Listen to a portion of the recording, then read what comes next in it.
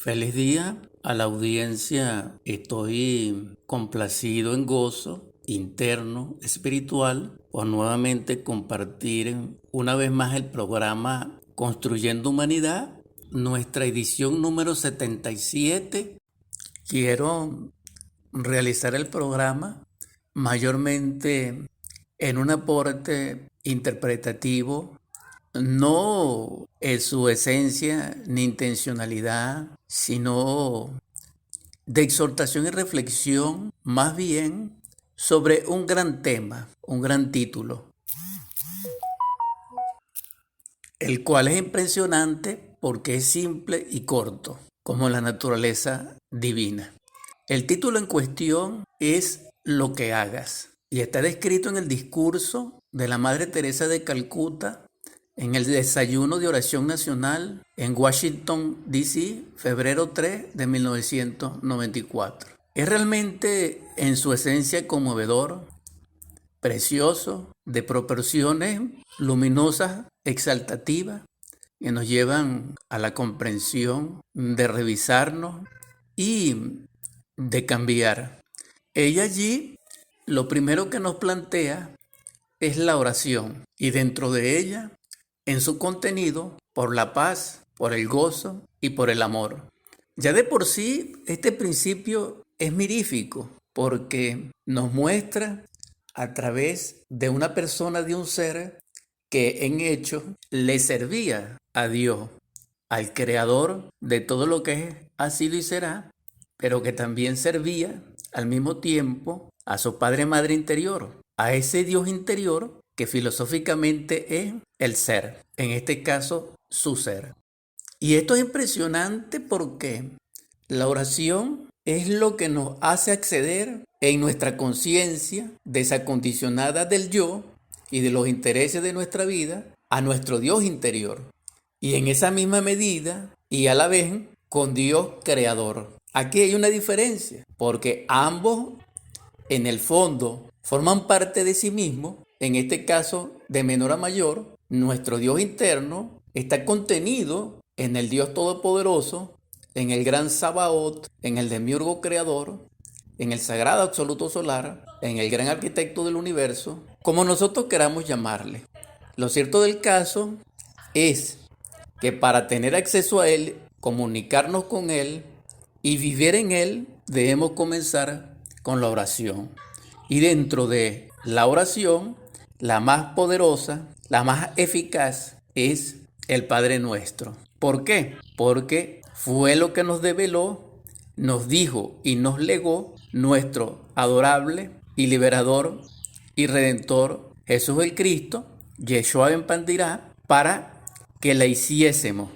E incluso Él nos la oró en su palabra. Así queda determinado entonces de que la oración es la clavícula, la fórmula que nos permite comenzar el religare, comenzar la unión con nuestro Padre Madre, con nuestro Dios interior y con Dios el Creador, que es el Padre de nuestro Padre. También nos dice allí la Madre Teresa de Calcuta, en esa conferencia, de que nuestro divino Salvador Jesús nos trajo las buenas noticias a los pobres, la cual era: mi paz os dejo, mi paz os doy. Pero no esa paz que da el mundo, la cual es simplemente la que unos nos molesten a otros, sino Él vino a dar la paz del corazón, la cual viene cuando amamos hacer el bien al prójimo.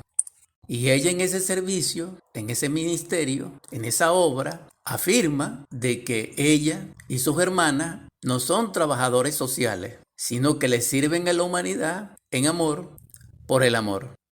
En las preciosas palabras directamente de la Madre Teresa de Calcuta sería: no somos trabajadoras sociales. Podremos hacer trabajo social a los ojos de algunas gentes, pero nosotras debemos ser contemplativas en el corazón del mundo, porque tocamos el cuerpo de Cristo y estamos siempre en su presencia. Estos términos y conceptualización de la Madre Teresa realmente es de mucho valor, porque ella lleva en una octava superior o connota algo aparentemente mecánico que cualquiera hace a una estancia superlativa. Dijésemos, lo lleva a la esencia divina, profunda y real, de lo que no se ve detrás de ese servicio. Y ciertamente lo hace a través de su propio ser, no mediante su personalidad, que también debemos estar claros en eso, porque ella daba el amor en su estado contemplativo porque veía en el rostro del necesitado y sentía en sí la necesidad de aquel necesitado en sus ojos, en su mirada, en el temblar de sus manos, tal vez en su respirar, en desasosiego, en agonía.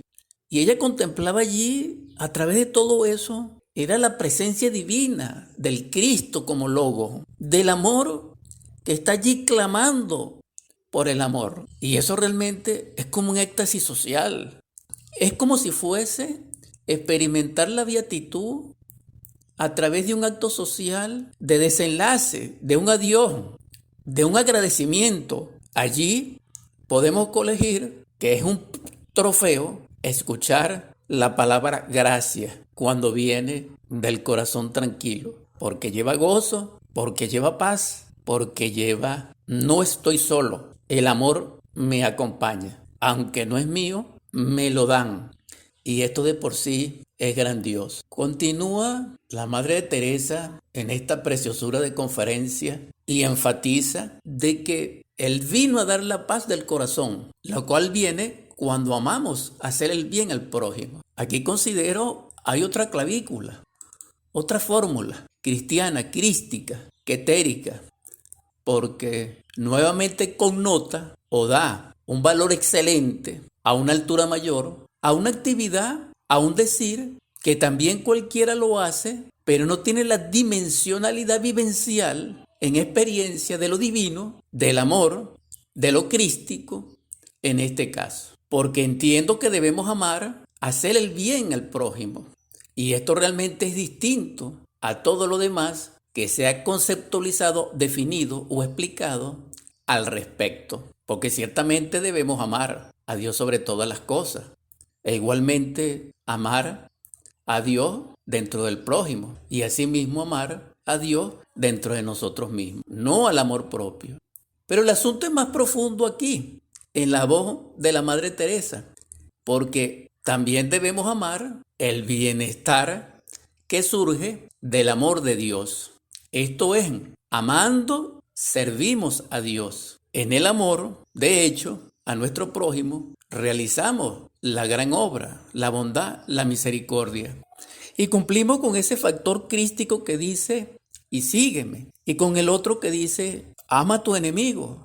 Pero aquí agrega la Madre Teresa de Calcuta, que es impresionante hasta que duela. Realmente el asunto es amar el bien al prójimo. O rectifico, el asunto es amar hacer el bien al prójimo. Aquí observamos detenidamente el gran detalle de hacer el bien. Y esto abre una infinitud de expresiones del amor. Es lo que trato de expresar. Lo cierto del caso, no tengo duda de que ella nos devela aquí, en esta expresión, una gran clave, una gran llave. Ella dice al respecto, Dios amó tanto al mundo que le entregó su único hijo. Era ya un hecho.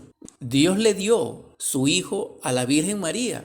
¿Y qué fue lo que ella hizo? En cuanto Jesús vino a la vida de María, ella inmediatamente fue rápido a dar las buenas noticias y entró a la casa de su prima Isabel.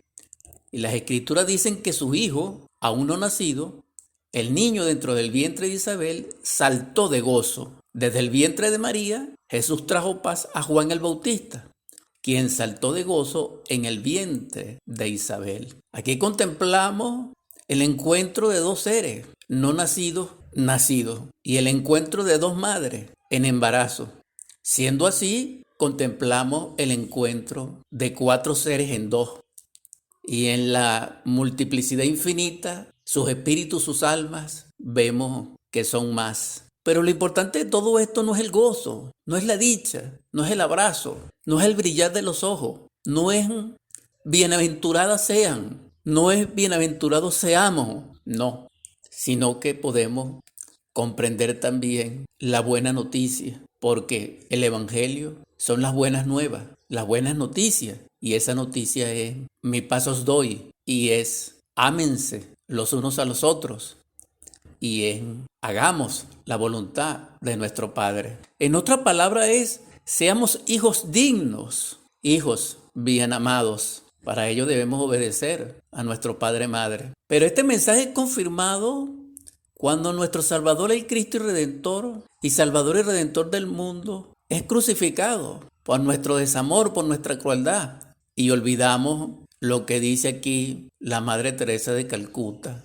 Él murió para ti y para mí, y por el leproso, y por el que muere de hambre, y por el que se encuentra desnudo y tendido en la calle, no solo de Calcuta, sino de África y de todos lados. Y que ella resume con estas palabras: debemos dar lo que sea para hacer el bien al prójimo.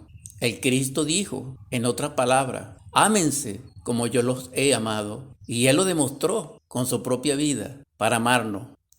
Para hacernos el bien, le costó la vida. Entonces, ciertamente aquí la Madre Teresa expresa exactamente el mensaje que es cristiano y crístico. Debemos amar, hacer el bien al prójimo y a nosotros mismos. Realmente es extraordinario.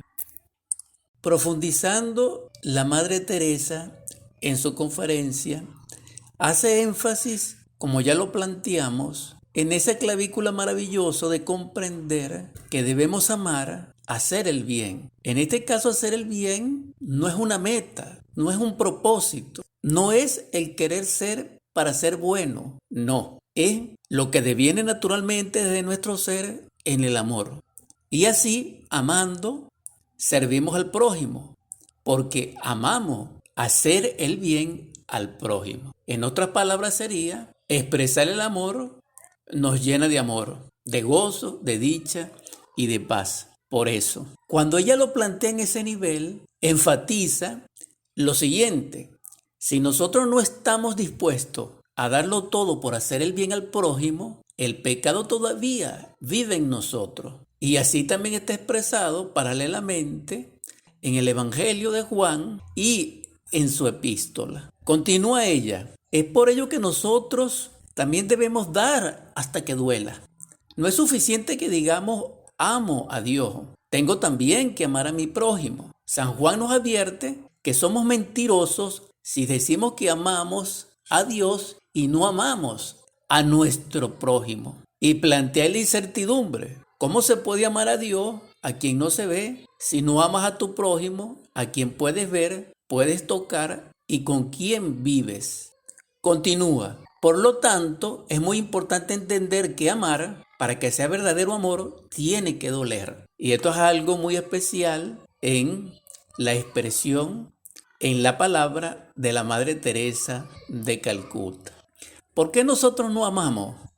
Porque no hemos despertado en el amor. Porque ese espacio está cubierto por nuestro yo, que es desamor, que es crueldad, que es la antítesis del amor, que es el odio y que es la legión de yoes, que simbolizan dentro de nosotros al inicuo, al anticristo, al falso profeta, al dragón de las tinieblas y a la gran Babilonia, etc. Sin embargo, para no desligarme de la naturaleza del asunto y de la belleza expresiva de la Madre Teresa, ciertamente no amamos porque nos duele. Esto de amar al ser en el prójimo como a mí mismo, en mi Dios interno, realmente duele cuando se hace auténticamente, cabalmente, desde el ser, desde sus entrañas. Sí duele. Y como eso no nos gusta, nos hacemos la vista gorda.